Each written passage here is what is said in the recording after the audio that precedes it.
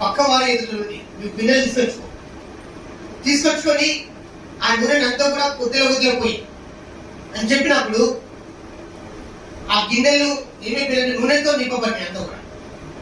ఆమె ఎన్ని గిన్నెలు తీసుకొచ్చుకునేదో ఆ గిన్నెలన్నీ కూడా నూనెతో నింపబడినప్పుడు అప్పుడు నాకు తెలిసి ఆమె ఎలీషా దగ్గరకు రావచ్చు రాకపోవచ్చు, అది ఆమె మీద ఆధారపడి ఉంటుంది. కానీ ఆమె ఏం చేస్తుందంటే దేవుని ఉద్దేశం నెరవేర్చడానికి నీకున్న డబ్బు నీదేనండి, అది ఎక్కువ తీసుకో. నీ ఇష్టం లేకుండా దేవుడు తీసుకుంటుంది డబ్బు, గుర్తుపెట్టుకోండి. కానీ ఆమె దేవుని ఉద్దేశం నెరవేర్చడానికి ఆమె ఏమని చెప్పిందంటే మళ్ళీ ప్రవక్త దగ్గరికి వెళ్తా అని ప్రవక్త దగ్గరికి వచ్చింది ఆమె. ప్రవక్త దైవ సేవకులకు కూడా ఎప్పుడు తెలుసా ఉదయం